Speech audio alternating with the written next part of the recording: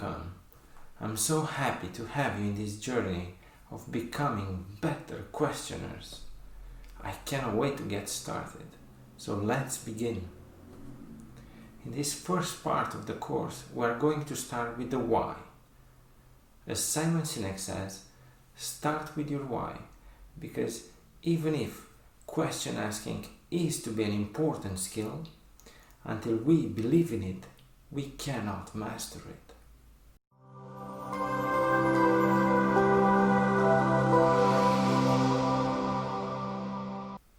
Have you ever imagined a world without questions? And in this world, we would only be able to use command statements or answers. No more marriage proposals, I guess. If you want to ask your friend or family how they are feeling, forget about it. Curiosity is extinct. Boredom all over. Innovation might not exist. For sure, it would be a totally different world. Now, let's take this world of no questions and tell that to Socrates, the Greek philosopher who invented the Socratic questioning method. Tell it to Voltaire, who gave one of the most beautiful quotes about questioning. Judge a man by his questions rather than by his answers. Or tell it to Einstein, who is considered the emblematic figure of questioning. There is even a day of the year that celebrates Questions Day, on the 14th of March, Einstein's birthday. Einstein once said, "It's not that I'm so smart, but I stay with my questions much longer." Tell that to John F. Kennedy, who challenged through the power of question an entire nation to contribute to a greater good. Ask not what your country can do for you, but ask what you can do for your country. Tell that to Steve Jobs, who had a guiding principle every morning in the form of a question. If today were the last day of my life, would I be happy with what I'm about to do today?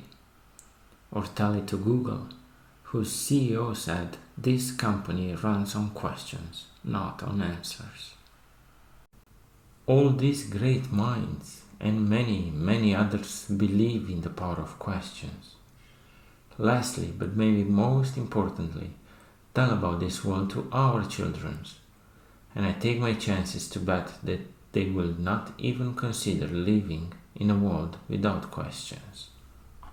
Allow me to tell you the story of the time when I've tested this hypothesis with my son, who's 7 years old. So one night we had a discussion, and the discussion went something like this. "Do you know what I've heard today?" I told him. And he's like, "What? What did you hear?"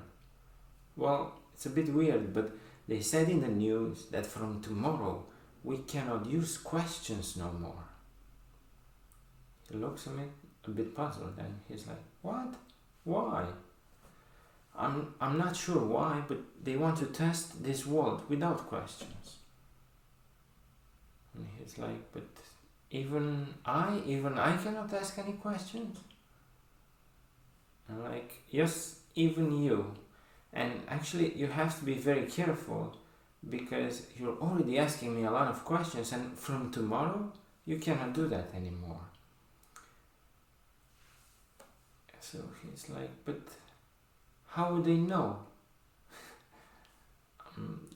That's a very wise question, and I'm not sure how they will know, but if they do find out, we need to pay money for it. It's gonna be a fine, and we need to pay a lot of money for it.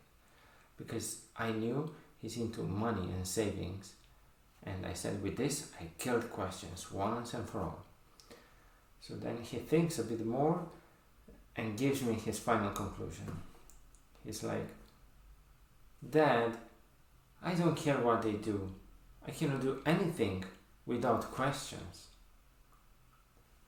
What I wanted to conclude with this initial lesson is the idea that the importance of questions is not such a niche view.